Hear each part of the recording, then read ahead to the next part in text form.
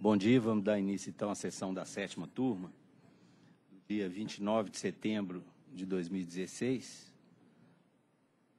E nós vamos observar as preferências legais, mas como o desembargador Paulo Roberto de Castro ainda não chegou, ele está a caminho, mas já deu 9h15, então nós vamos iniciar nos processos dos quais ele não participa. Então, o secretário vai fazer o pregão do primeiro processo que tem sustentação oral e que o desembargador Paulo Roberto não participa.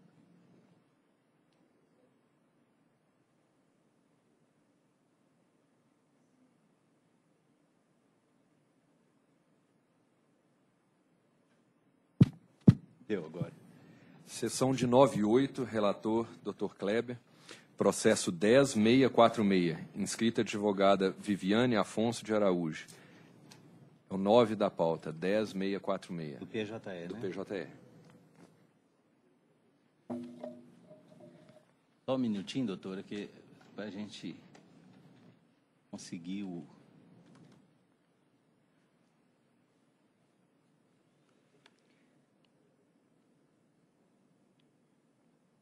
Isso é porque só... Não tem sustentação oral nos físicos, só tem no PJE. É o 9? É o 9 da pauta. O relator, então, pode ler a conclusão? Conheço o recurso interposto pelo Instituto Cultural Newton Paiva Ferreira Limitada e no mérito dou-lhe provimento parcial para delimitar a responsabilidade pelo cumprimento das obrigações de fazer determinadas na sentença aos empregadores, no caso, primeira e segunda res, de acordo com o rol de substituídos apresentado. E, caso seja necessária a fixação de astrentes como meio de coercitivo para o cumprimento das obrigações, estas serão suportadas somente pela primeira e segunda res na hipótese de persistir o inadimplemento. Esclarecer que, no caso de eventual inadimplemento que se resolva em perdas e danos, aqui entendidos como indenização substitutiva e do seguro-desemprego e do depósito não efetuado do FGTS, a terceira, quinta, sexta, e sétima, oitava e nona res serão responsáveis solidariamente pelos valores devidos, e a quarta res de forma subsidiária. Determinar que os honorários advocatícios, no índice de 15%, incidam sobre o valor líquido da condenação, assim entendido o importe apurado antes da dedução dos descontos fiscais e previdenciários a cargo dos substituídos. Mantém o valor da condenação, posto que ainda é compatível. Doutora, só uma explicação. Nós apregoamos esse, porque, a princípio, o desembargador Paulo Roberto não participaria do julgamento, mas logo esse nós teríamos que esperá-lo. E, felizmente, ele chegou. Presidente, é porque uma inversão, então. Faz uma inversão para me dar uma olhadinha? Pode? Tá certo. Eu vou me dar para o suspeito, porque eu tenho um vínculo empregatício com a Newton Paiva. Embora meu contrato de trabalho esteja suspenso, mas como o CPC novo coloca essa causa, o antigo não colocava, coloca essa causa especificamente como caso de suspeição, embora eu esteja afastado de lá, mas eu tenho vínculo empregatício, eu agora estou me dando para suspeito.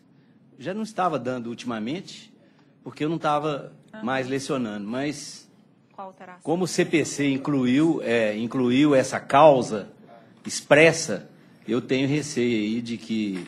Né, e tem que cumprir a lei, né? Então, eu vou me dar para o suspeito e o doutor Paulo Roberto vai participar, então. Né? Então, vai ser doutor Kleber, doutor Vitor e doutor Paulo Roberto. Paulo. Então, ele está pedindo para inverter a ordem, para ele poder tomar pé da situação ali, tá? Então, a gente vai passar um outro. Eu peço para a senhora aguardar.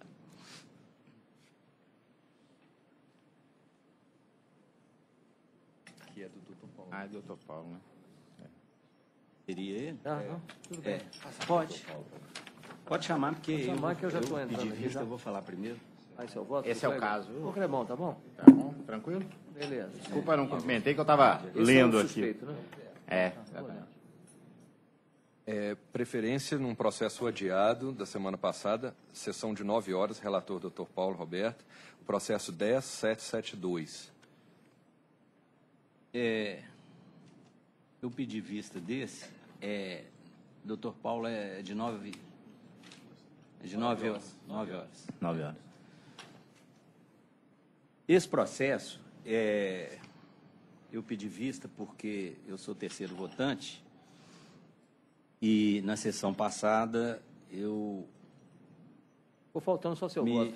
Me ocorreram algumas dúvidas e eu tive o memorial do banco e eu já tinha um entendimento diferente da sentença. E o banco me convenceu, também pelos elementos constantes dos autos que eu analisei, eu, data vênia, vou divergir, porque no recurso dos reclamados, eu excluo todos aqueles grupos da obrigatoriedade de manutenção, porque, na verdade, esse plano, e aí entra os que vieram do crédito real, os que foram dispensados e os aposentados comuns, eles não têm direito à manutenção do plano porque não havia a contribuição dos empregados. Era um plano concedido por contribuição única do empregador e apenas os trabalhadores tinham uma espécie de coparticipação reduzida apenas quando há a efetiva utilização. Esse me parece que é o ponto nevrálgico. Então, com isso aí, eu os excluo da previsão legal de manutenção.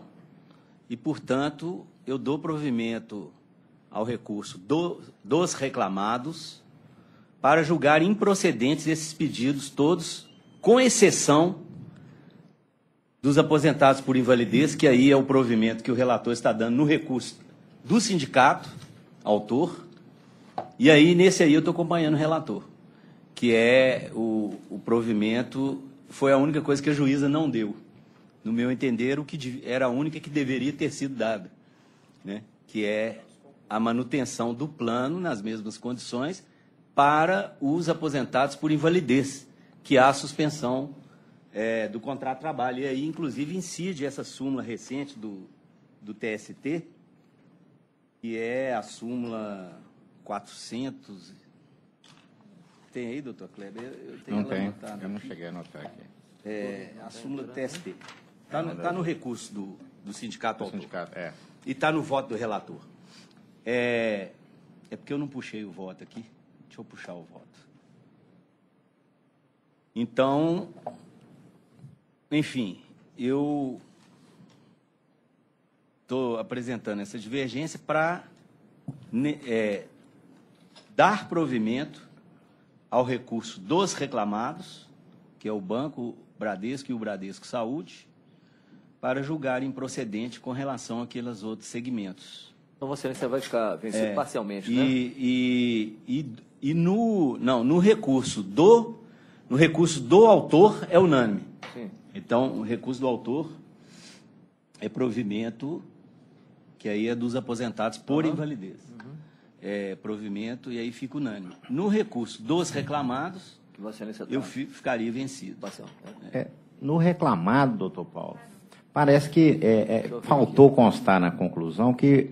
Qual é o número dele, hein, por favor, para mim agora que eu consegui abrir? É o 10772. 10772?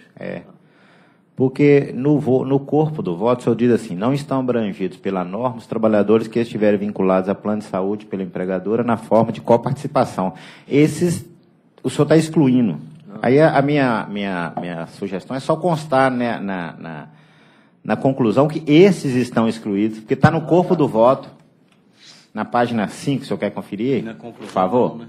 Deixa eu anotar aqui. Tá certo. Tá. Positivo, né? Tá assim, ó, não estão abrangidos pela norma os trabalhadores que estiverem vinculados a plano de saúde pela empregadora na forma de coparticipação. Então, esses teriam que ser excluídos Na conclusão. Incluir na conclusão que está dando provimento parcial para... Incluir para excluir. Na verdade. Seria uma ressalva, né? Na conclusão, ressalvar. Eu já anotei aqui. Pode deixar que eu faço. Mas quanto ao mais, você não aí é provimento parcial para excluir os trabalhadores, igual está na conclusão. Eu passei para o Gilberto. Então, em vez de negar provimento... É provimento parcial. Provimento parcial ao dos reclamados, vencido eu que dava provimento total. Tá? E nesse caso nem fica vencido o doutor Paulo, porque ele já tinha dito isso no fundamento. Exatamente. É por isso que eu te falei, Fernando, você ia ficar embaixo, né? Só empate. Exatamente. E agora, no dos reclamantes, é unânime. Do reclamante, do sindicato autônomo. Na verdade é o sindicato. E a súmula, só para não ficar em aberto, é a súmula 440 do TST, Pode ficar com que, ele, então. que entende que deve ser marcado, mantido o plano de saúde para os aposentados por invalidez com a suspensão do contrato de trabalho. Eu entendia antes que a suspensão, tal e qual os bancos advogam, o banco e a operadora de plano de saúde, Bradesco Saúde, eu tinha esse entendimento antigo, que a suspensão paralisava tudo. Mas aí a jurisprudência avançou nesse sentido de ressalvar o plano de saúde. Quando é invalidez, né, que é onde mais ele precisa, do plano de saúde. Você tira o plano. E o TST fez essa súmula é recente, 440. Bem recente. Né? Então eu estou aplicando a súmula aí, eu já reformulei esse entendimento, eu já vinha definindo antes o plano de saúde para os contratos suspensos. Então, assim se decide, né? No recurso do sindicato autor, o provimento é a unanimidade, e no sindicato, no recurso dos reclamados, o provimento é parcial, os termos da ressalva feita, né, que já estava até no voto do relator. Era só não constou na conclusão. E eu fico vencido porque eu dava provimento total. Vencido parcialmente. E assim se decide. Sessão de 9 horas, relator Dr. Paulo Roberto, processo 27 da pauta, o 11377. Inscrito advogado Fabrício Augusto Reis, 27 da pauta. 27? Já estou com ele aqui. Ops, né? Agora, esse caso é interessante, porque desculpa aí, ainda falando do anterior. Na execução, porque a ação é do sindicato. Na execução vai ter que individualizar. E aí tem que ver aqueles que vão ter interesse. Porque eles é que vão ter que pagar. Né? Então, para restabelecer o plano de saúde, eu acredito que poucos vão... Né? Ainda com essa exclusão que foi feita aí, Exatamente. vai sobrar pouca gente. O sindicato não agiu mal, não. Não. Não, Tá na é defesa, o papel dele. Claro. Interessante. Eu estou dizendo que a execução vai ser penosa. Você separar o joio do trigo ali vai ser difícil. Qual o número da pauta, hein, Gilberto, por favor? 27. O 27 da pauta, né? Ah, tá. É o 11377. É sindicato também, sindicato e global. E está na frente aí, porque tem microfone. Tá fora de ordem, não está certo aqui. É que eu não fico vinculado. Não, eu não fico vinculado. Ó. O microfone. Já tem aqui, já estou com ele aqui. Esse é o sindicato, né? Eu já estou com ele aberto. Contra Global Village Telecom. O presidente, então, eu vou à conclusão do voto, né? No seguinte sentido. Eu estou conhecendo os recursos interpostos e estou negando provimento, respeitosamente, ao meu voto. Doutor, fala por quem? Eu falo pelo sindicato, senhor presidente. Tá, com a palavra. Muito obrigado, excelentíssimo senhor desembargador-presidente, em nome de quem eu saúdo e cumprimento os demais desembargadores e sobrejuízes componentes dessa egrégia turma, ilustríssima senhora representante do Ministério Público, senhor secretário, caros colegas e demais presentes aqui nessa sessão de julgamento. Trata-se presente, senhor presidente, de uma ação coletiva em que se objetiva essencialmente o recebimento de verbas rescisórias dos empregados da empresa Dimensão, que dispensou todos os funcionários da casa sem o pagamento de nenhuma verba rescisória. Essa empresa Dimensão era uma empresa exclusiva de prestação de serviços da GVT e toda a parte operacional dela era desenvolvida por essa empresa Dimensão. Era um contrato mantido há mais de 10 anos e toda a parte operacional, conforme dito aqui, era desempenhado por essa empreiteira, a Dimensão. A ação não objetiva reconhecimento de vínculo direto, nada. Basicamente, essencialmente, o recebimento de verbas rescisórias, já que os empregados foram surpreendidos com a dificuldade da saúde financeira da empresa a partir do meio do ano, onde começou a ter inadimplemento dos recolhimentos previdenciários de FGTS, e culminou com a chegada de outubro, onde já não teve mais pagamento de salário, e a dispensa dos empregados sem o pagamento das verbas rescisórias.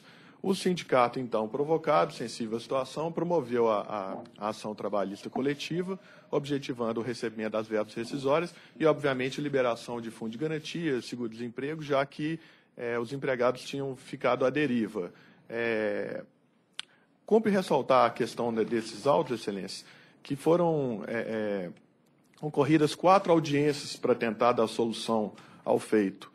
Já na primeira audiência, em dezembro, quando da distribuição foi marcada a audiência para março, a douta juíza presidente da vara, sensível à questão particularizada e também ao pedido liminar para que se liberasse fundo de garantia e seguro-desemprego, antecipou a audiência para dezembro.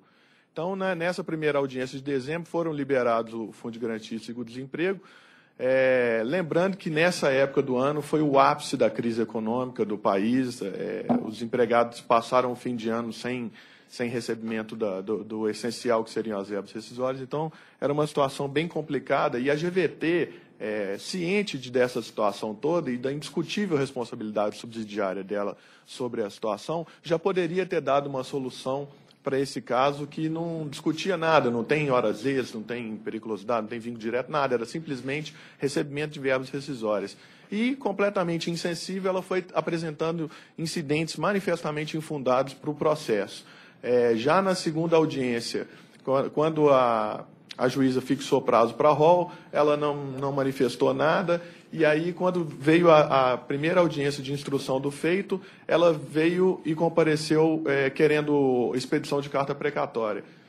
Lembrando que na primeira audiência a juíza ela suscitou que não conhecia alguns dos substituídos, o que era uma falácia, já que a maioria absoluta e o próprio contrato mantido entre elas mostra que todo o serviço da parte operacional, que era o pessoal emendador, cabis, todos eles era o pessoal que trabalhava diretamente com ela. E ela veio suscitar que não conhecia alguns dos substituídos. A juíza, então, deu um prazo para ela. Não, doutora, então, manifeste quais seriam esses eventuais substitutos que a senhora não conhece, já que a defesa falava que não conhecia ninguém em absoluta má-fé, né, litigância de má-fé. E a empresa não fez nada. A primeira audiência de instrução do feito, após ter concluído o prazo de rol dela, ela veio suscitando, querendo expedição de carta precatória em outro incidente manifestamente infundado. Depois disso, na terceira audiência ocorrida na instrução, ela também veio suscitar que precisaria de um prazo para manifestar sobre documentos, que eram documentos comuns a ela, juntados pela dimensão, e que ela precisaria de adiar a audiência para manifestar sobre esses documentos. A juíza, então, adiou a audiência, e o pessoal, sem receber dinheiro, adiou a audiência, deu prazo para a GVT manifestar. O que a GVT fez? Não fez nada, simplesmente não manifestou. Então, essa questão da litigância de má-fé e da falta de sensibilidade da empresa para resolver uma situação que não tem nem controvérsia é o que chama atenção nesses autos. Quando do deferimento da liminar postulada pelo sindicato, senhor desembargador, a GVT depositou nos autos a quantia de R$507 mil, de uma quantia que era da dimensão, que era crédito da dimensão, e que ela depositou nos autos, falando, a dimensão tem R$507 mil de crédito comigo, estou depositando nos autos a favor da disposição do juízo. Nós requeremos o levantamento dessa quantia, e o douto juízo de origem entendeu por bem manter bloqueado quando da prolação da sentença. Agora, em sede de recurso, o sindicato objetiva a liberação dessa quantia, já que, dada a condição de precariedade de todos esses substituídos, que não receberam nenhum tipo de verbas rescisórias, não há motivo para manter esse dinheiro bloqueado, já que, partindo da premissa de que o voto de Sua Excelência Relatoria seria mantido no que toca ao desprovimento do recurso da GVT, nós teríamos o cenário de condenação dela e que motivaria um eventual recurso para o TST e que demandaria mais delonga para a solução do processo. Esses 507 mil que estão retidos, a partir do depósito dele e da informação da GVT de que esse dinheiro é da dimensão, de crédito da dimensão, esse dinheiro não é dela. Quando do aviamento do recurso ordinário por parte do sindicato, objetivando a liberação agora em grau recursal dessa quantia, a própria dimensão, em contrarrazões, manifestou a concordância. Então, as contrarrazões da dimensão, ela fala, de fato, esse dinheiro é meu, o crédito é meu, e como eu não paguei verbos rescisórios, eu concordo com a liberação desse dinheiro. Então, o único ponto de pretensão recursal do sindicato com relação ao seu recurso diz exatamente respeito à liberação dessa parte que não vai suplantar todo o crédito de todo o pessoal do processo, que é estimado em aproximadamente R$1,5 milhão, mas já ajudaria alguma coisa a fazer um rateio proporcional aos substituídos.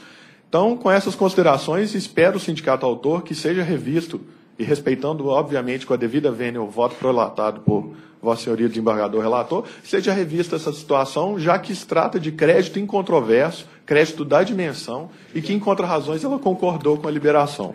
Com relação ao crédito, o recurso da GVT, e aqui eu vou ser mais sumário do que já das delongas já manifestadas nessa tribuna, nós pugnamos inicialmente pelo não conhecimento de um aditamento ao recurso manifestado extemporâneo, um dia após o aviamento do seu recurso no dia 8, ela apresentou um aditamento recursal no dia 9 de uma parte que ela deixou de recorrer.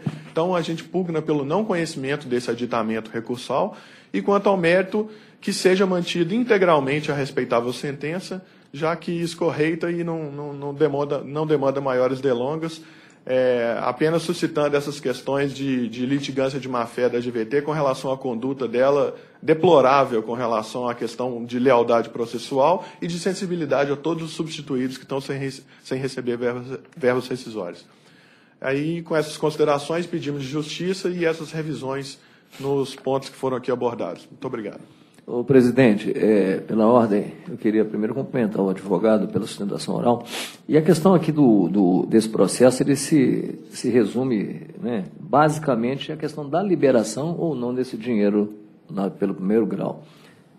A gente, quando examina esse processo, fica coçando aqui na segunda instância, né, coça quando sai isso. A gente vê muito isso em mandado de segurança também, liberação de valores incontroversos, né, ainda mais quando há concordância da parte contrária, da parte devedora. Mas o que me parece aqui, presidente, nesse caso, tendo em vista esse sindicato e vários substituídos, né, nós não temos uma visão clara de que se esses valores, o advogado diz que não, que seria parte, né, do crédito, são muito substituídos. Então, eu acho, presidente, que aqui, a se deferir isso, ficaria muito complicado aqui para a turma, né, e especialmente para mim, porque existe uma relação em substituídos que eu acho que isso fica afeto realmente ao juiz do primeiro grau. O juiz do primeiro grau que tem que decidir isso. A forma melhor é ele, e eu acho que aqui seria uma intromissão, talvez, inoportuna, da minha parte, pelo menos. Então, entendendo as razões do ilustre advogado, nós sabemos, evidentemente, que são verbas rescisórias, já se liberou parte, né, pelo menos as obrigações de fazer já foram cumpridas, mas quanto à relação do dinheiro, o que me impediu, evidentemente, de acolher o recurso nesse sentido é que tem muitas pessoas aí, eu não sei como é que vai ser, como é que eu vou determinar, libero o dinheiro todo, não sei para quem vai o dinheiro, entendeu? Então, presidente, eu estou mantendo o voto respeitosamente, que o ponto nevrálgico é esse. Quanto à questão da litigância de má-fé, o voto já fez referência também, não? E o advogado vai ter, claro, vai ter acesso posteriormente. Eu mantenho o voto. Senhor presidente, pela ordem, só para esclarecer a questão. De fato? Sim, é só para entender a conclusão. O desprovimento é a ambos os recursos, é isso, senhor? Sim, isso. Ok, Sim, obrigado. o desprovimento a ambos.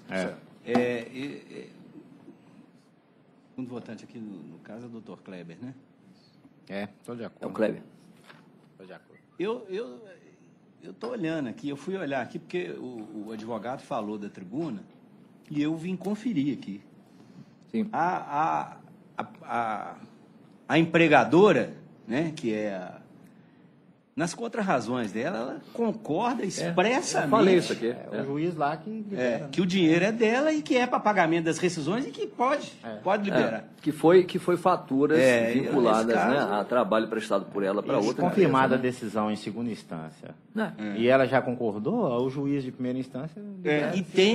E no dispositivo da sentença tem a especificação dos substituídos que fazem jus. Mas aqui na Então, eu acho sustentação, me parece que está... Eu liberaria para uma distribuição equitativa,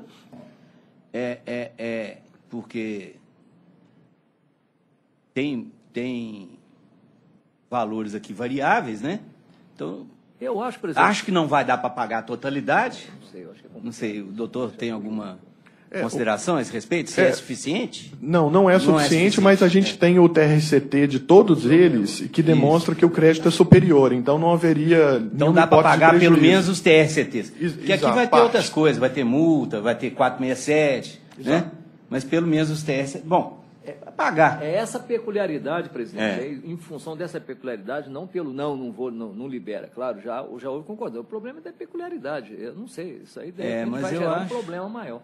Mas Mandar eu- liberar em bloco, assim, Mas o não sei não. que ele falou ali eu acho relevante. Eu A acho outra, muito a outra prudente. reclamada já vem, até foi apenada pelo juiz, né? O litigante de má-fé. A global, sim. Então, vai querer Sem depois querer- correr mais. Presidente. Aí vai falar que a execução é provisória, que não pode pagar na execução provisória. Presidente, sem Eu querer- já prefiro Sem, presidente, liberar. Sem querer burocratizar, viu, doutor? Tá dentro do Eu poder não de cautela. burocratizo nada, não. Agora, o que eu acho é o seguinte, e nós já vimos muito isso aqui na SDI, em termos de mandado de segurança, eu não estou dizendo que tem que entrar com mandado de segurança ou vai entrar com mandado de segurança. Mas eu acho que, de repente, aqui, no processo da turma, libera. Eu teria que até refazer voto, saber de como é que eu vou... Libera de que maneira? O juiz tem que saber como é que vai fazer isso, não sou eu que vou dizer como é que O ele tem que juiz da fazer, né? execução tem que... Ele tem que saber. Né? Mas num mandado de segurança bem estabelecido realmente, valores, eu acho que é possível. Agora, aqui, eu, em princípio, não libera. Eu acho que eu estaria entrando numa seara que é imprudente, que é do juiz. Não, eu acho que dentro da Eu sou a favor de São liberar, verbas hein, rescisórias. eu- Verbas olha, eu- rescisórias em controvérsia. Desde que eu estou no tribunal, eu sou a favor de liberar valores. Sempre fui.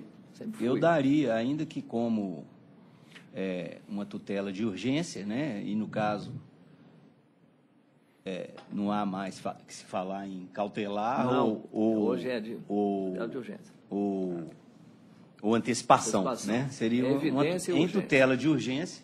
Ou Talvez evidência. fosse Com essas razoável premissas. deferir o levantamento, cabendo ao juiz de primeira instância da execução estabelecer os critérios para pagamento, porque realmente os valores são... Porque ele vai ter que pegar esse 500 e falar assim, olha, como é que eu vou pagar? 10% para cada um terço? Aí fica difícil para a gente quantificar. Não, o doutor já falou que o total líquido dos TRCTs Pois é, mas cada trabalhador é um valor. Aí o juiz vai ter que estabelecer qual a proporcionalidade que nós vamos pagar. não, mas pagando os totais líquidos, Não, mas ele falou que o que vai total líquido ficar- é mais de 1 milhão. E só foi apreendido. É mais de 1 milhão, né? total líquido dos TRCTs não é Mais de 1 suficiente, milhão. só Ele falou falou? que é mais de 1 milhão. A questão é que os TRCTs, todos eles estão juntados e estão liquidados, né, com relação a valores. Com relação à soma total deles, eu não tenho como... Eu falei que a mensuração do total, aí tem multas, as outras questões, passa de 1 milhão. Não, Agora, mas eu estou falando do apurado nos Valor- TRCTs. do valor histórico. O senhor não tem essa... eu não tenho essa informação do valor somado total deles, eu Então não teria tenho. que ser equitativamente, para que o juiz de primeiro grau faça um rateio equitativo, Sim. estabelecendo os critérios, né? Fixados os critérios. A minha tutela de urgência, nesse sentido, é porque crédito alimentar e, realmente, se o processo for prosseguir, aí, ao intitular a execução de provisória, ele vai ter... Alguns juízes vão ter dificuldade de liberar. Vão achar que na execução provisória não pode liberar Não, mas se- e tal, mas- tal. mas, presidente, mas se- Então, aqui a gente já daria como tutela antecipada de urgência Não, mas Poderia na prover para e mandar- liberar o que já está depositado equitativamente, né? Não, presidente, em rateio, eu- proporcional. Volto a dizer, eu estou aberto a que a gente atenda a pretensão de quem realmente tem direito e que já foi reconhecido, né, inclusive sem qualquer tipo de oposição. O que eu quero só colocar é o seguinte: não, se eventualmente via execução provisória, claro que na execução provisória pode liberar o que entra com controvérsia. A maioria não libera, a gente vê mandado de segurança aqui todo dia. Mas em controvérsia, sem controvérsia não tem porquê, não. Nós uma vez julgamos aqui na SDI... Pois é, então nós podemos dar agora. Não sei. Eu prefiro já dar agora, porque já fica uma coisa Presidente, olha, eu faço mais o seguinte, acertada então, e direcionada para o juiz cumprir. Uma questão de cautela. É claro que nós temos condições aqui de estabelecer a forma da conclusão. Mas eu teria que rever aqui a fundamentação. Então, Vossa Excelência faz o seguinte, o meu pedido é no seguinte sentido. Tira o processo para a próxima semana e eu vou adaptar o voto para fazer direitinho, porque não posso fazer. Complicado. Tá, tudo bem. Alterando o provimento, e aí eu vejo a melhor forma que a gente, mais a gente pode colocar isso aqui, submetendo, evidentemente, a turma, né? Claro. Isso. Tá? Doutor Kleber, concorda, sim? Sim, Mas então já fica E aí? pautado por 13, né? Aí Vossa Excelência aderiria ou Sim, claro. Ou faz ressalvado, A ficando primeira vencido. coisa que eu falei aqui, que eu sou a favor de liberação de parte em controle. Então tá, doutor, então nós vamos, retira ou adia? Aí vai para o dia 13, né? Não, pode adiar, só avisar o doutor do Dia 13. Ah, não, mas o doutor Kleber não vem. Dia 13 eu venho. Dia 13. Vem? Não, ele vem. Então fica pro dia 13, tá, doutor? Tá ótimo. Bom, é melhor. Muito obrigado, um bom dia a todos. Nada, bom dia. Bom dia. Deixa eu só anotar. Aquele caso já está em condições. O senhor me devolveu, então? Já li aqui. Da Newton Paiva, né? Já. Eu estou de acordo com o voto do relator. Eu só... Uma advogada? É o processo 10.646. É, tem advogado.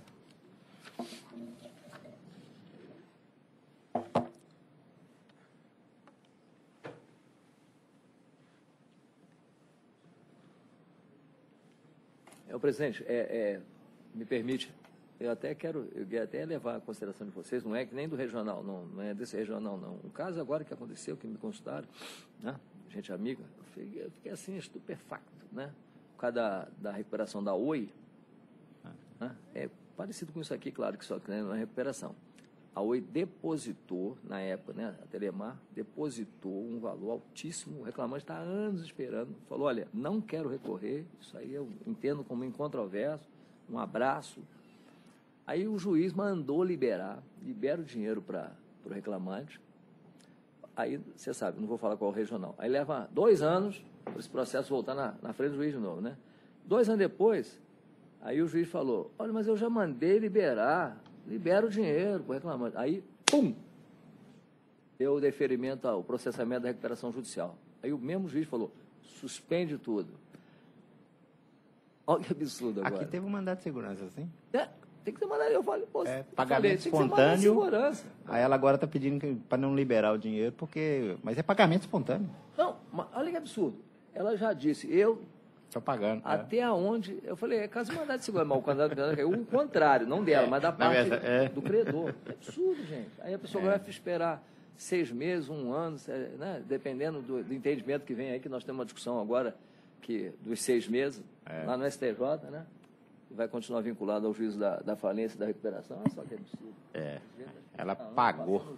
Mas isso aí é inabilidade do juiz de primeiro grau. Eu homologaria como acordo e liberava na hora. Acabou. Agora eles vão ficar presos porque o juiz falimentar vai querer segurar. Não tem nenhum sentido. Agora, nesse caso aqui, não. Nesse caso aqui, Assim a simplicidade procedimental Vai para... Pois é. Nesse caso aqui,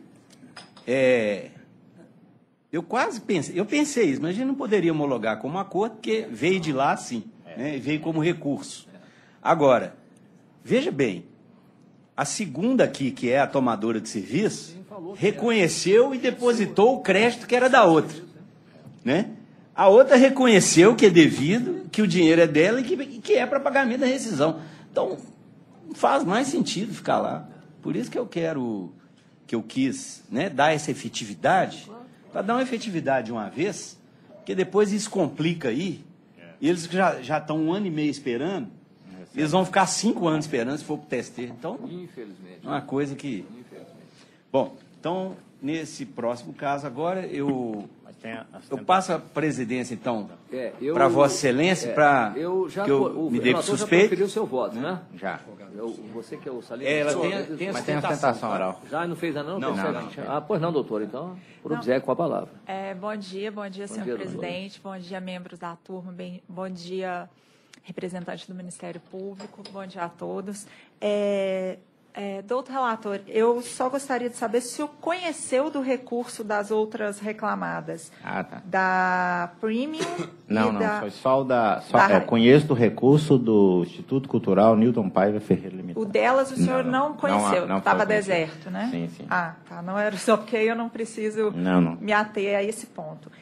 Eu vou ser bem breve, são apenas 2 pontos que eu gostaria de ponderar aqui com a turma, em que pese, né, o conhecimento da súmula 331 do TST e da Newton Paiva ter sido condenada apenas subsidiariamente, as verbas aqui, que tratam-se também de verbas rescisórias, como no caso anterior, especificamente a atuação do Instituto Cultural Newton Paiva foi até bem, se comparado com o caso anterior, bem diferente, porque a Newton Paiva, durante todo o contrato de prestação de serviço, da primeira e da segunda reclamada, vigiou solenemente o cumprimento das normas trabalhistas, o recolhimento de FGTS, de INSS, tanto que na petição do sindicato, o pedido de INSS e FGTS é só do último mês de salário, o qual, inclusive, foi pago pela própria Newton Paiva, com os valores retidos, assim que ela percebeu que as prestadoras estavam tomando providências que não iam ser adequadas e que iam trazer prejuízo aos substituídos.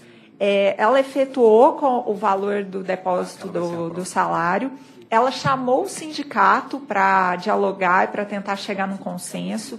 Quando não foi possível, antes mesmo do fim do contrato de prestação de serviço, eles foram ao Ministério Público do Trabalho para tentar uma mediação. Assim que acabou o contrato de prestação, foram feitas 2 mediações no Ministério Público na tentativa de chegar a um consenso. Não foi possível, foi só conseguido a liberação dos TRCTs, ICDs, SDs para todos os substituídos, para minimizar os problemas. A Newton Paiva confirmou o valor que ela tinha retido da primeira e da segunda reclamada, se dispôs a tentar uma composição no Ministério Público do Trabalho. No entanto, as primeira e a segunda reclamada não se dispuseram a fazer qualquer pagamento, começaram a discutir questões contratuais que estão sendo discutidas na vara cível. Inclusive, eles interpuseram um processo em face da Newton Paiva no início desse ano para discutir cláusulas contratuais, a fim de justificar o não pagamento dessa diferença de verbas rescisórias. Chegando na 27ª vara, já em primeira audiência, a Newton Paiva disponibilizou os valores que ela tinha retido, acatou o pedido para que esse valor fosse liberado imediatamente, não colocou nenhum óbice à lista de substituídos, não colocou nenhum óbice à forma de rateio desses valores pelo sindicato, agindo de forma extremamente leal no processo e visando o bem-estar dos substituídos. Então, de acordo com a vigilância dentro do processo, ela agiu da melhor forma possível. Ao final do contrato de prestação de serviço, realmente houve esse problema, mas assim que ela detectou, ela tomou todas as providências que lhe estavam à mão, inclusive pedindo o auxílio aos órgãos competentes, que é o Ministério Público e o sindicato.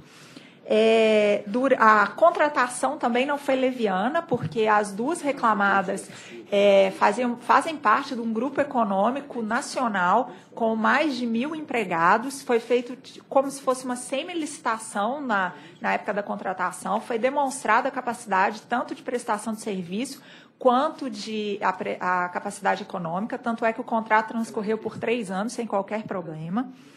E não pode-se arcar, o contrato é lícito, ele não teve nenhuma, não foi arguída a ilicitude do contrato, não foi arguído nenhuma tentativa da Newton Paiva de burlar normas contratuais, então não há que se falar em ilicitude do contrato, não há que se falar em culpa em vigilando, porque ela atuou da melhor forma possível, foi, inclusive, precavida antes mesmo do problema aparecer.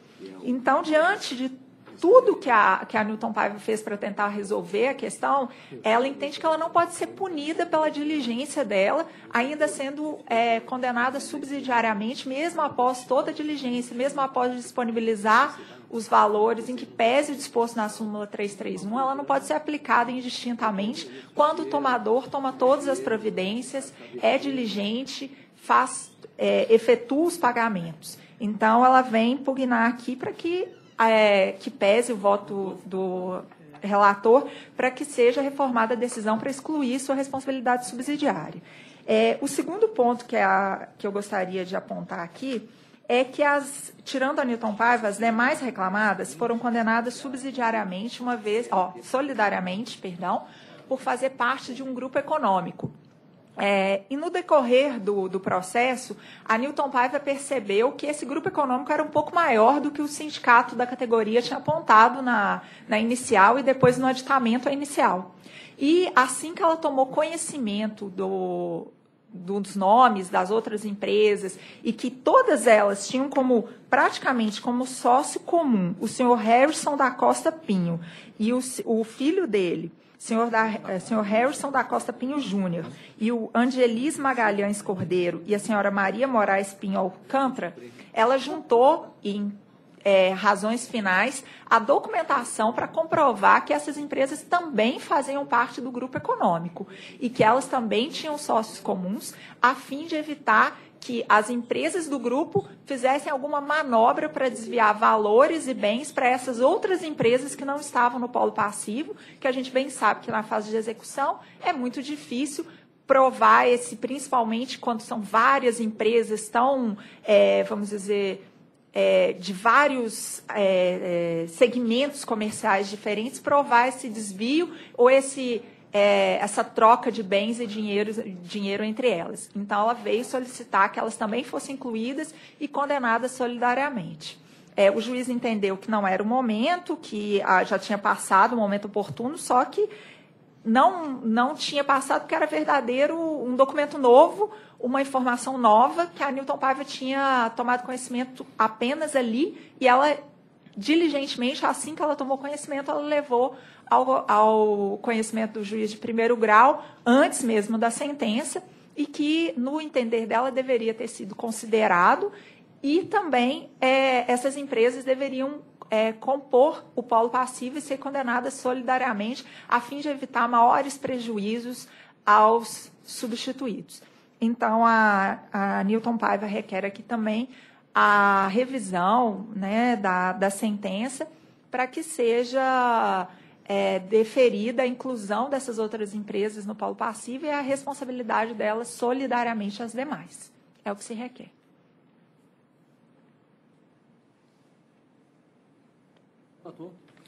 Com relação à responsabilidade da Newton Paiva, apesar de todo o procedimento dela, no sentido de diminuir o impacto, né, do patrimônio dos trabalhadores, a hipótese é de terceirização.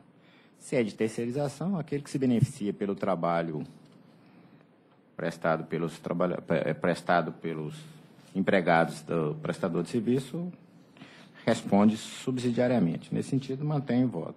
Com relação à inclusão de novas empresas no polo passivo, aí já tinha ocorrido, quando foi apresentado esse documento, a demanda já havia sido proposta, o autor já tinha incluído outras pessoas no polo passivo, não caberia, naquele momento, né, em que a demanda já estava estabilizada, alterar a petição inicial a requerimento do réu para incluir outras empresas, né, mesmo porque não se tratava de litisconsórcio passivo necessário.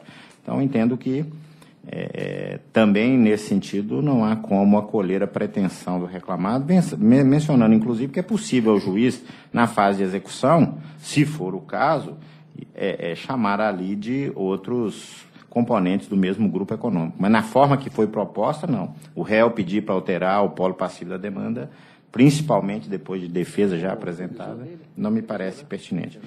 Por isso eu mantenho o voto. Mantido o voto pelo relator, doutor Vitor Salino, como voto? Imenso respeito pela sustentação oral, muito bem fundamentada. Eu estou acompanhando o relator. O que me chamou a atenção, viu, doutor, embora tenha, pela redistribuição agora em mesa do processo, mas o próprio relator estabeleceu agora, me parece uma coisa muito simples, né? Que é exatamente a possibilidade, né? Eu não vi prejuízo, em princípio não vi prejuízo, a possibilidade na própria execução do chamamento, até de ofício. Então, são 9 empresas no polo. O nosso único problema é que a gente sempre esbarra na orientação jurisprudencial 18 do TRT. Tá certo. Eu também acompanho o relator respeituosamente. E devolvo a presidência ao ilustre presidente. Tá bom. Obrigada. Então, julgado como proclamado. Bom dia a todos. Antes de dar continuidade, submeto a aprovação da ata da sessão anterior. De acordo. Estando todos de acordo, já tiver conhecimento, fica aprovado. E anuncio também a presença de um grupo de novos servidores, recentemente empossados aqui no nosso Tribunal Regional do Trabalho da Terceira Região. Eles estão no programa de integração da Escola Judicial.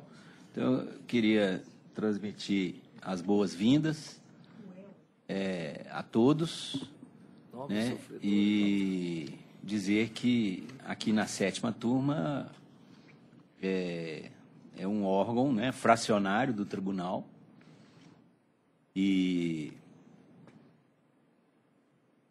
nós temos a grata satisfação de recebê-los para assistir aqui uma parte da sessão e queremos deixar a vocês a melhor impressão da organização a que vocês passam a integrar agora, e que para nós é uma honra tê-los aqui conosco, né?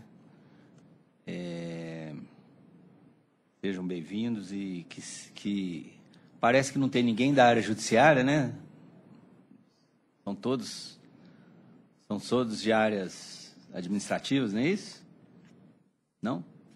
Tem oficial? Oficial de justiça? Analistas para oficial de justiça? Então, aí é a área fim, né? Seja na área fim, seja na área de apoio, né? Parece que tem arquiteto, não tem? Isso, Acho que setor médico, não sei, saúde, né? Todos são importantíssimos no tribunal, todos esses setores. Nós temos uma organização bastante complexa, mas é uma família, né, do Tribunal Regional do Trabalho, e que a gente abraça indistintamente. Alguém quer manifestar? Com a palavra. Com a nossa adesão.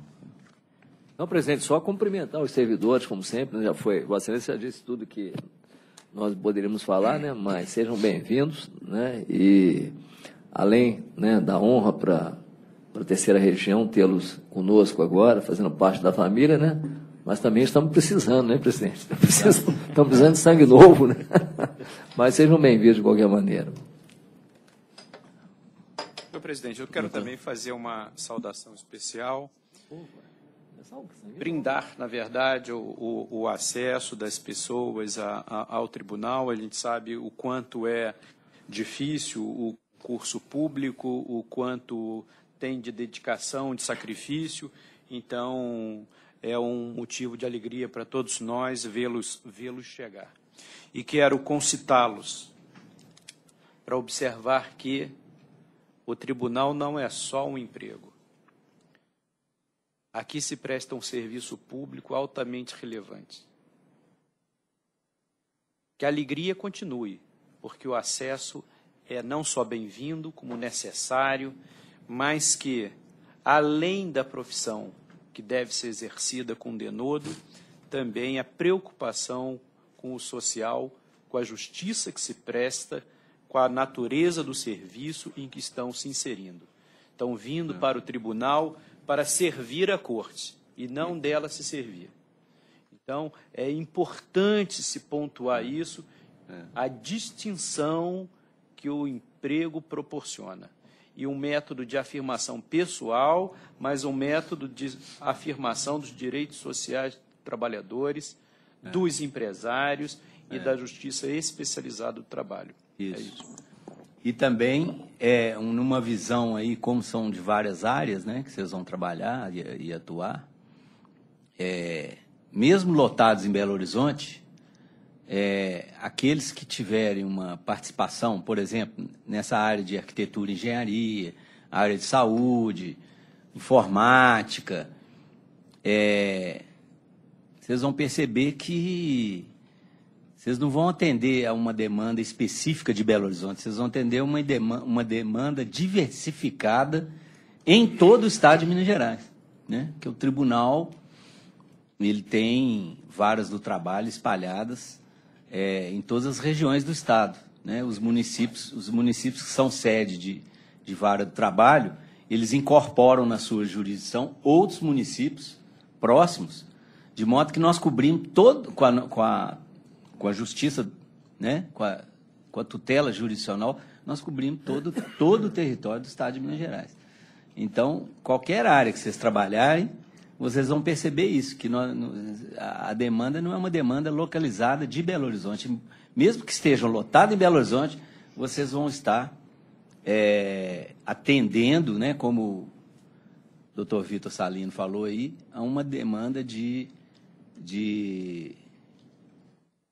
jurisdicionados de todo o estado e também de outros servidores e de outras instalações do tribunal espalhadas por todo o estado. Então, é muito interessante isso e essa consciência, porque a gente não cuida aqui só da nossa casa aqui em Belo Horizonte, não. Nós cuidamos de várias casas e que são todos nossos colegas. É isso. Bem-vindos. Sala de 9 e 10, sustentação oral à distância, sala de 9 e 10, relator Dr. Vitor Salino, processo 10386. É o 8 da pauta, inscrita a advogada Ana Carolina Guimarães Alvarenga, de Uberlândia. Doutora Ana, está me ouvindo? Estou. Tá. O som está muito bom também, a sua Tá presença. bom? É o número 8, né? Tá. Tá bem nítido. É pena que não temos mais a imagem, né? Mas o som está muito bom. Infelizmente. Bom, então eu vou passar a palavra ao relator para ler a conclusão. Saúdo a comunidade jurídica de Uberlândia e rogo sua vênia, presidente, para ir direto à conclusão. Sim. E a nossa proposta de voto é no sentido de conhecer o recurso ordinário, dar-lhe provimento para reconhecer a dispensa sem justa causa e deferir ao reclamante o pagamento do aviso prévio indenizado proporcional ao tempo de serviço, com as respectivas projeções, ficando autorizado ainda o levantamento do FGTS acrescido 40%. A reclamada deverá entregar as guias para o levantamento de seguro-desemprego, sob pena de responder pelo pagamento da indenização correspondente, inclusive no caso de não ser pago benefício por sua culpa. Defiro ainda a indenização correspondente ao período de estabilidade previsto no artigo 65 do CLT, no interregno compreendido de setembro de 14 a junho de 15, o qual abrange todos os direitos trabalhistas deste lapso, a saber, salários, férias, 13º, FGTS acrescido 40%. Defiro ainda a reparação pelo dano moral no importe de R$10 mil. Os ônus de sucumbência ficam invertidos, custas pela ré calculadas sobre R$25 mil, valor arbitrado à condenação. E acresço, há ainda uma divergência apontada e para orientar eventual sustentação, que os danos morais deferidos, eles não têm a ver com a brincadeira envolvendo as pessoas que ocasionou toda a motivação da dispensa, e sim com a dispensa de um empregado portador de garantia provisória de emprego, escolhido entre outros partícipes da indigitada brincadeira. É essa a razão da imposição da condenação acessória. É como voto. Doutora, a senhora vai falar por quem? Pela recorrida Tá. e também alimentos. Também. Tá. Qual a palavra, então? Sem maiores delongas, eu peço vênia para cumprimentar a todos aí presentes na pessoa do desembargador relator. O processo em pauta versa sobre pedido absurdo de reversão da justa causa aplicada ao recorrente e pedindo vênia aí ao posicionamento do outro relator. 9 julgadores. O ato ensejador da penalidade máxima aplicada é uma prática que deve ser combatida por todos, principalmente pelo judiciário, pois nada mais é do que um trote aplicado a uma pessoa mais frágil. Em que pese a tese obreira sustentar que tudo não passou de uma brincadeira consentida, a verdade revelada nos autos pelas imagens enviadas anonimamente à recorrida demonstra que o que ocorreu foi a ofensa à integridade física de um menor, que foi imobilizada e presa a uma pilastra no centro de distribuição da recorrida por meio de uso de uma fita plástica denominada stretch. Restou incontroversa a participação do recorrente no feito. Da mesma sorte, restou comprovado que não houve excesso na penalidade aplicada pela recorrida, sobretudo considerando que o recorrente era membro da CIPA e deveria agir de forma a evitar acidentes e proteger a integridade física e moral de todos os seus colegas. Por outro lado, não houve inadequação da aplicação da justa causa, vez que observados todos os seus requisitos legais. Subsunção da conduta praticada à falta tipificada na CLT, imediatidade, proporcionalidade, inexistência de perdão tácito e de dupla penalidade. Tão logo a recorrida recebeu a denúncia pelo canal da ouvidoria por meio do e-mail anônimo contendo fotos e vídeos sobre o caso, documento este juntado aos autos, iniciou-se o processo de apuração do fato e da autoria. Foi formada uma comissão composta pelo responsável do jurídico, pela gerência de RH, pela auditoria interna e um representante do setor envolvido. Todo o processo, desde o recebimento da denúncia até a dispensa, durou menos de 10 dias, tempo necessário para apuração e averiguação do ocorrido. Registre-se que foi necessário o deslocamento da comissão ao Uberlândia, notadamente vez que a autoridade máxima do CD, local onde ocorreu a chamada brincadeira, mas que de fato é um trote, não adotou qualquer medida para penalização e repreensão da prática à época, motivo pelo qual estava sendo investigado e também foi demitido. Durante o processo de investigação, a recorrida chegou à conclusão da participação efetiva e ativa do recorrente e outros 3 colegas, Vander, César e Wellington. Repito, a participação efetiva e ativa do recorrente e de outros 3 colegas que também foram demitidos por justa causa. Assim como foi demitido por justa causa a autoridade máxima do CD, à época, que participou passivamente, né? Poderíamos dizer assim. Na verdade, ele foi omisso e não tomou nenhuma medida necessária para a repreensão dessa atitude tão reprovável. Na oportunidade, o menor foi ouvido e confirmou a participação desses 4 colegas, o recorrente, Vander, César e Wellington. Eu perdi, eu não estou ouvindo vocês, eu não sei se vocês estão conseguindo me ouvir. Estou ouvindo bem, pode continuar. É que nós não estamos falando nada, doutora. Não, é porque pelo menos o zumbido estava... eu estava ouvindo antes, eu perdi. Obrigada. Continuando. Na oportunidade, o menor foi ouvido e confirmou a participação dos 4 colegas ativamente. Recorrente, Vander, César e Wellington, todos eles demitidos por justa causa. Tal confirmação pode ser extraído do depoimento prestado pela testemunha Letícia.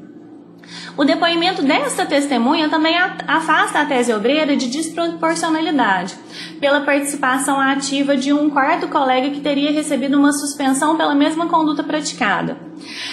Vejam, nobres julgadores, que a depoente informa que a suspensão aplicada ao quarto colega Nélio não teve nexo com a prática motivadora da justa causa, bem como ocorreu 20 dias após a demissão do recorrente e demais participantes, ou seja, não se relacionou à justa causa aplicada, uma vez que ele não participou ativamente dessa chamada brincadeira.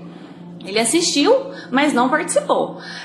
Como ele, assistiram várias outras pessoas que estavam passando pelo local. A reclamada não teria condição de apurar todos aqueles que assistiram e penalizar eles com a aplicação da justa causa. Foram demitidos por justa causa aqueles que participaram ativamente conforme a apuração efetuada pela reclamada à época que recebeu a denúncia anônima. No que tange a alegada dupla penalidade, deve-se frisar, como muito bem foi observado pelo douto julgador monocrático, que os depoimentos demonstram que nenhum dos empregados envolvidos no fato ensejador da justa causa recebeu qualquer punição prévia, seja ela escrita ou verbal. Nesse ponto, a testemunha ouvida a rogo do obreiro Carlos, líder do setor, imediatamente subordinado ao supervisor do CD, Edson, esclareceu em seu depoimento que, ao questionar a autoridade máxima do CD, o Edson, sobre o fato, este lhe informou ter sido uma brincadeira, o que revela que Edson não aplicou qualquer penalidade aos participantes, já que banalizou o fato ocorrido. Notem, eméritos julgadores, a agressão, a ofensa à integridade moral e física do menor praticada no local de trabalho pelo reclamante e seus colegas motiva a penalidade máxima, qual foi aplicada de forma justa, sigilosa e legal pela recorrente, razão pelo qual deve ser mantida a tão brilhante e bem fundamentada sentença de primeira instância. Méritos julgadores. Concluo essa sustentação suplicando para que seja revisto o posicionamento respeitável do outro relator, para que práticas como esta continuem sendo combatidas e não perdoadas pelo judiciário, posto que impossibilitam garantia de um ambiente de trabalho saudável e seguro.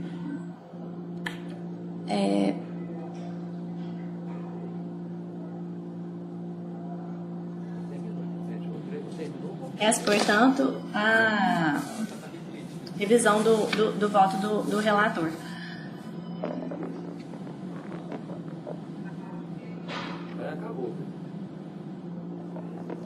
Encerrou, doutor? Sim, sim. Tá certo. Eu devolvo a palavra, então, ao relator para as considerações finais. Senhor presidente e distintos julgadores, eu vi o fato com um pouco mais de leveza, né? Respeito muito ao posicionamento da sociedade empresária, mas quer nos parecer que o fato ele tem muito mais a ver com uma real brincadeira que, lamentavelmente, estão escapando dos ambientes de trabalho. Não que os ambientes de trabalho sejam ambientes jocosos, absolutamente, mas sim porque são feitos por pessoas, né, que devem agir e interagir. Há de se pontuar que o trabalhador recorrente era um homem que estava na firma há 2 anos e meio, não estava de passagem, já tinha sua conduta aferida e conferida. Era um homem com envolvimento na CIPA, é uma pessoa, portanto, que não é porque participou de uma brincadeira. A brincadeira consistiu em se amarrar um jovem profissional que estava chegando na firma com o material de trabalho no ambiente privado. Não atentou contra a dignidade, não pôs em risco a incolumidade, não tinha público externo, não tinha clientes, não foi nada aviltante, era uma brincadeira dessas que sempre se fez em ambiente de trabalho e que hoje em dia, nos dias mais tristes que vivemos, não há espaço mais para isso, né? Não ofereceu risco a ele, ao empregador, a quem quer que seja. E pontue-se, o recorrente era um profissional com larga vivência naquele organismo produtivo. Mais ainda, membro da CIPA. Houve quebra de confiança, quero mandar embora, mande, mas pague o devido. Justa causa me parece um excesso de punição, especialmente, porque nem todos os envolvidos foram dispensados. Então, ficou a instrução probatória, deixou a percepção de que se aproveitou da indigitada, da mal feita brincadeira. Poderíamos ser mais rígidos? Poderíamos. Poderia não ter brincado? Poderia. Mas também não foi nada que causou espécie. E se aproveitar da brincadeira para mandar embora um membro da CIPA, definitivamente não me parece razoável. Esta é a razão pela qual mantenho o voto. Segundo votante, né? Presidente, eu sou o segundo votante. Eu, inclusive, estou de acordo com o voto do relator, só fazendo uma observação que foi feita pelo eminente doutor Salino, né, e me veio à cabeça aqui já, né, as empresas modernas, né, que existem fora do país, inclusive nos Estados Unidos. Hoje se incentiva, há um incentivo dentro das empresas na melhoria, né, do ambiente de trabalho, né, doutor Salino, porque diante de uma crise que nós vivemos, né, diante dos problemas que existem na relação capital e trabalho, nós temos um ambiente, claro que o ambiente tem que ser respeitoso, né, tem que ser urbano, tem que ser salubre, mas também não precisa ser um ambiente, exatamente, né, né, daqueles que nós estamos acostumados, às vezes, julgar aqui. Mas eu acho que aqui no caso, realmente faltou falta de paridade, né? Paridade da empresa, exatamente na aplicação de penalidade, por isso que eu concordo com a reversão. Agora, no tocante e a divergência que vem do doutor Kleber, que eu já tinha visto, que é uma redução desse dano moral, eu até estava, em princípio, de acordo com o relator, acho que é grave realmente, mas há uma coparticipação, né? Houve uma coparticipação, né, do próprio empregado. Então, eu minoraria também, mas como sugestão ao relator, como já é de prática aqui na nossa turma, não ficaria com a posição do doutor Kleber dos R$3.000, mas talvez reduzindo a indenização para R$5.000, caso seja aceito pelo próprio relator. Mas, quanto ao mais, eu estou de acordo com o voto, presidente. Não, caminhamos então para um voto médio. Porque, na verdade, eu até concordo com o mérito, porque realmente foi excessivo. E também teve o problema do tempo, porque ele tomou conhecimento desse fato em março. Mas eu fiquei me perguntando do ponto de vista do menor aprendiz. 3 colegas te pegam e prendem com fita crepe. E isso está perdendo o controle, inclusive nas faculdades, né? Essas brincadeiras. E ele participou. E ele, como membro da CIPA, também tinha uma responsabilidade maior. Por isso que eu acho que ele participou, então 10.000 eu achei assim. Mas só por esse detalhe, ele não deixou de participar. Né? Então, eu concordo com o relator adere, o médio proposto pelo desembargador Paulo Roberto é muito conveniente. Estou retificando, então, encampando aí e fixando o valor da indenização em R$5.000. Fica unânime, então? Unânime. Fica unânime, Então, 5.000 fica unânime. Aí tem que ver aí, né? Obrigado, caro relator. O valor, né, das custas. Reduzir o valor. É 20, né, Vitor? Isso. Fica em 20 mil. 20 mil. Com custo. O 5 que saiu lá sai da base final. Ok. Tá bom, então assim se decide, assim se proclama. Eu não participei desse processo, não, nem sei a gravidade ou o teor da brincadeira, mas a propósito dos novos servidores, eu estou lembrando que aqui no tribunal havia umas brincadeiras também salutares. Tranquiliza que não vão amarrar para os novatos.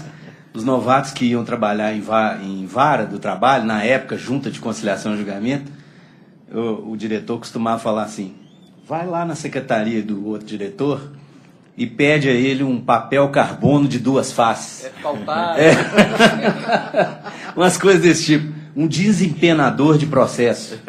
Pede lá aí o servidor ia. Sério, né? Não punha maldade. Chegava pro outro diretor lá: o fulano tá pedindo um desempenador de processo. Aí eles caíram na gargalhada, né? Fazia. Ô, Fernando, e trazia a carteira para assinar, né? Traz a carteira para assinar. Bom, então, só lembrando isso. Tem brincadeiras que são saudáveis, né? O presidente ela está no áudio ainda aguardando. Doutora, então, A senhora entendeu o julgamento, né? Assim ficou proclamado. Eu entendi, Certo. fiquei Tá. desapontada. Aí já é a lembrança da época da advocacia, né? A gente sempre fica, em alguns casos, né? Em alguns casos a gente ganha, fica feliz. Em outros a gente perde, fica insatisfeito. Eu fiquei pessoalmente desapontada mesmo. Enfim, muito obrigada. Tá, Bom mas dia é a o que se todos. decidir.